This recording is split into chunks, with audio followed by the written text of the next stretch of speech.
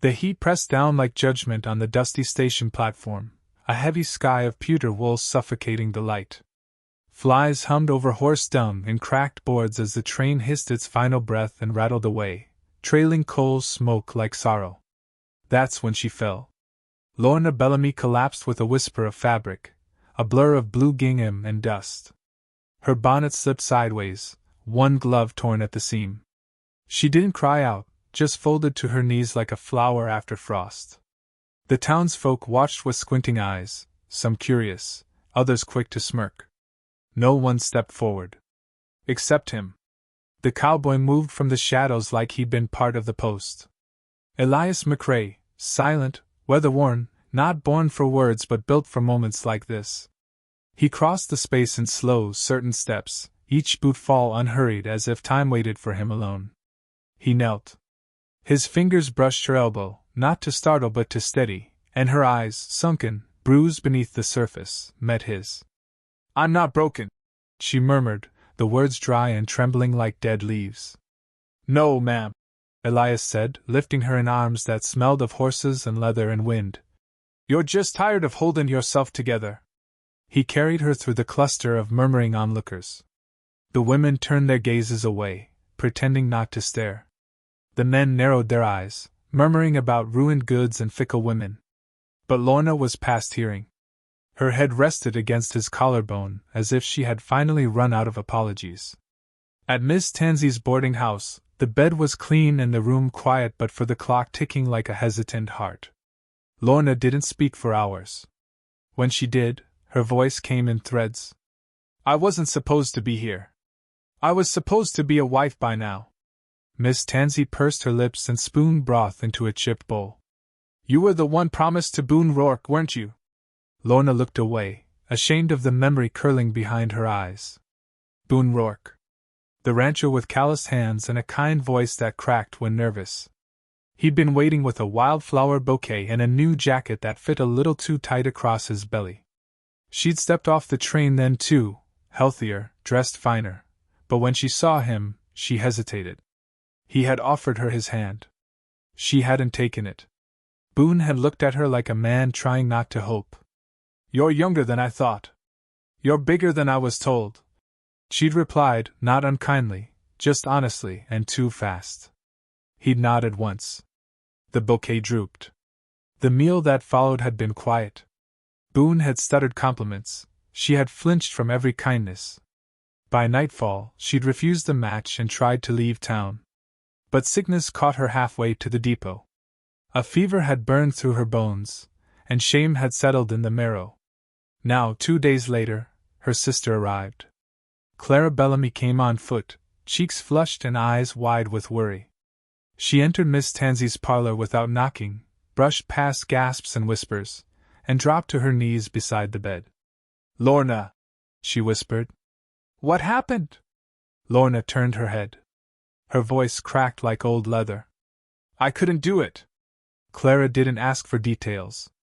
She took Lorna's hand and held it until the shaking passed. That night, under lamplight and quiet sorrow, Lorna told her everything, the bruises left by their uncle's belt, the pressure to marry, the shame of disappointing a man who hadn't wronged her.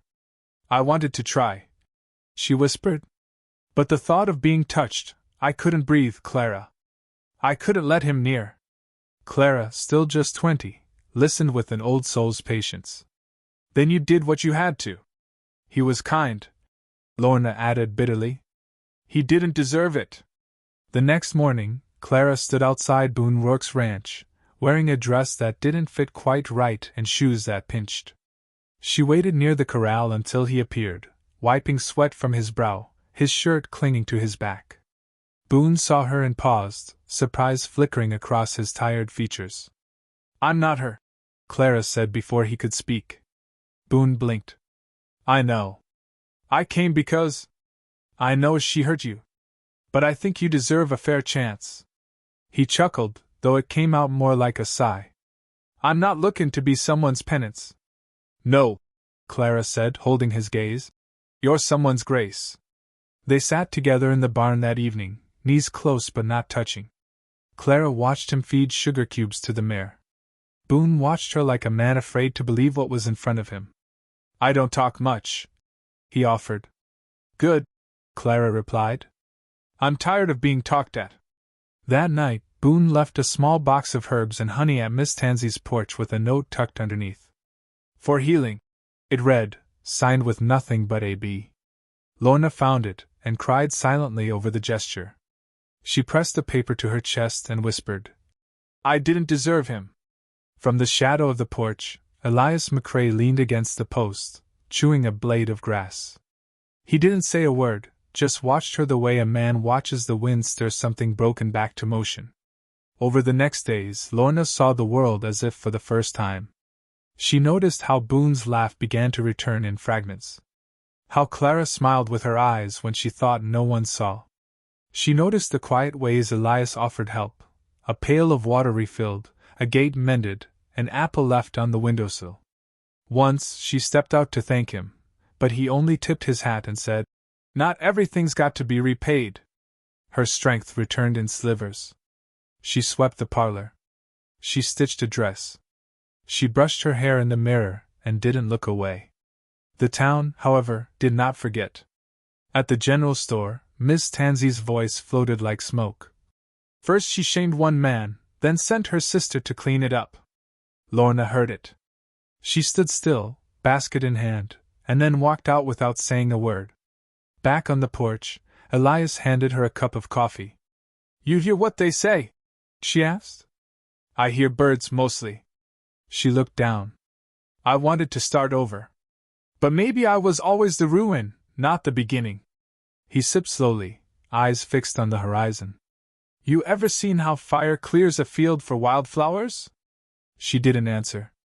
That night she stood in the doorway of Boone's barn and watched Clara dancing barefoot under a string of lanterns, Boone laughing beside her, his hands clumsy and gentle. Lorna smiled, tears catching the firelight. Behind her, Elias approached, silent as always. "You were always meant to start something," he said, voice low. "Not finish it." Lorna turned, eyes full of dusk and longing. "What if I've only ever broken things?" Elias didn't smile. He just nodded slowly. "Then maybe it's time you let someone carry one piece at a time back to you." And before she could answer, a scream echoed through the trees. Not fear, panic. Smoke began curling over the distant ridge, thick and rising. Fire. The fire came without mercy. It started with the dry crackle of wind, too warm for evening. Then the smell, sharp and bitter, like scorched pine and secrets unraveling. The sky turned the color of rusted copper, and the trees on the ridge lit up like torches in a funeral march. Lorna saw it first from the back porch. Smoke bleeding across the horizon like spilled ink. For a breath she didn't move. Just watched the red flicker rise above the line of cottonwoods, heard the wind pick up and pull through the fields with the sound of galloping fear. Clara was still at the Rourke ranch, helping Boone bring in the stock. Lorna's heart dropped low in her chest like a stone in a well. She ran. Boots too loose, hair unpinned, no coat. The dirt road blurred beneath her, and every breath was a gasp that scraped her lungs raw. By the time she reached the pasture, the fire had kissed the edge of Boone's fence line. The animals shrieked in chaos, the scent of burning hay thick in the air. Boone was collapsed near the corral gate, face red and shining with sweat coughing through smoke. Lorna fell to her knees beside him, hands shaking. His eyes fluttered open. "Clara!" he rasped, barely audible. Lorna's blood turned cold. She ran toward the barn. The blaze was close now, glowing like a devil behind the hills.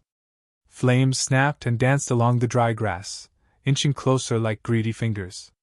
Inside the barn, the air was thick, the light strange and warped. She found Clara beneath a half-fallen beam, pinned at the ankle, face pale and smeared with soot. "I told you to stay," Clara whispered, teeth clenched. "You know I never listened," Lorna replied, voice cracking. She tried to lift the beam, but it wouldn't budge. Her palms blistered from the heat. Clara hissed, grabbing her sleeve. "You'll die here. Then I'll die beside you." Elias arrived like thunder, his horse kicking up dust, eyes scanning the scene like a hunter. He dismounted in one fluid motion, hauled the beam up with a grunt, and Lorna pulled Clara out, both of them tumbling into the dirt. No words were exchanged, only gasps, the sound of coughing, the fire roaring like the end of the world behind them. Together they dragged Boone, still half-conscious, to the water trough. Lorna poured water over his head as Elias saddled the horses. They rode hard, the smoke curling behind them like a closing hand. The town gathered on the chapel hill as the flames ate through the ridge. Faces pale and afraid, children clinging to mothers, men watching helpless. Lorna stumbled into the clearing first, her dress blackened, hair singed. Clara followed, arms slung around Boone's shoulders, limping, but alive. A hush fell over the crowd. Then someone whispered, "That's the one who ran from her man." Another voice followed, softer. "But look what she ran into." Miss Tansey stared at Lorna, lips parted. For once, no gossip clung to her tongue. Just silence. Just wonder. Boone was taken inside to rest. Clara's ankle was wrapped tight. The doctor called it a miracle. Lorna didn't sit. She stood outside under the eaves, watching the smoke thin out across the valley. Elias found her again, the same way he always did, quietly, as if he belonged to the wind. "You should be inside," he said. She shook her head. "I needed to see the sky."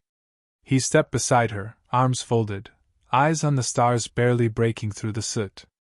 "You were the one who went back in." "I didn't think. I just moved. That's what courage is," he murmured. "Not the thinkin'. The movin' dot."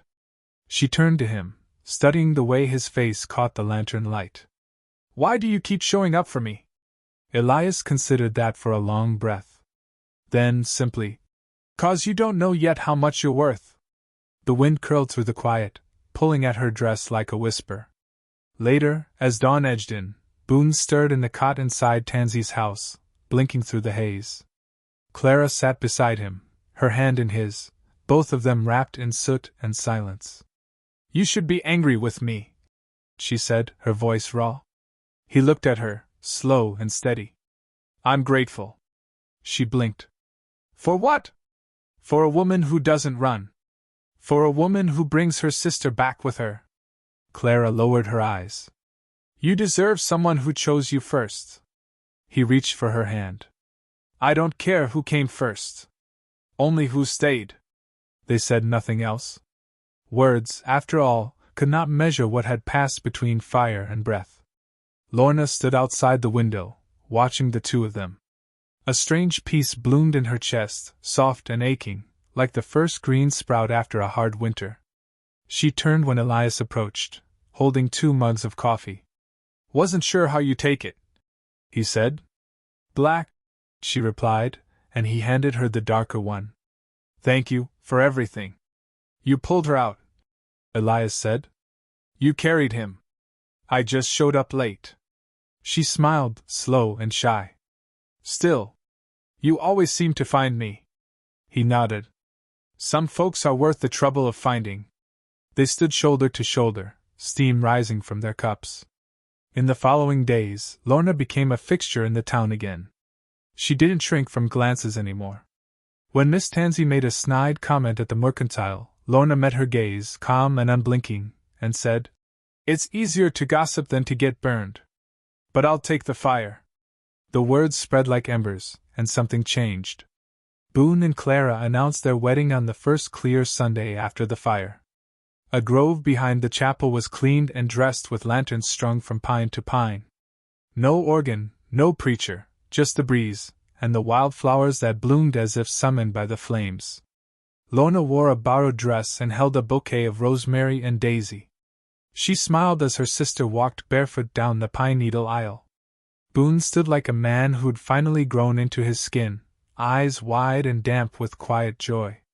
After the vows, there was music. Lorna stayed to the side, letting the shadows claim her. Elias approached, offered his hand. She hesitated. "I don't dance well," she whispered.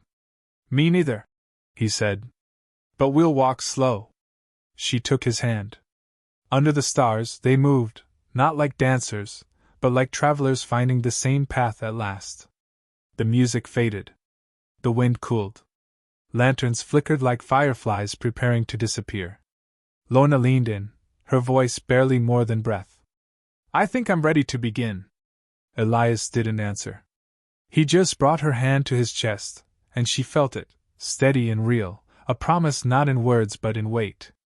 And behind them, unseen, a letter fluttered loose from the windowsill. Boone had written it days ago and tucked it there, unsigned. Asterisk. To the one who left, and still came back a hero. Sometimes you don't need to stay to save someone. Sometimes you save them by showing them how to walk away, so they can find where they're meant to return. Asterisk. And in the dark, just before midnight, a single spark flared from the last of the burned pine, glowing once more, refusing to die.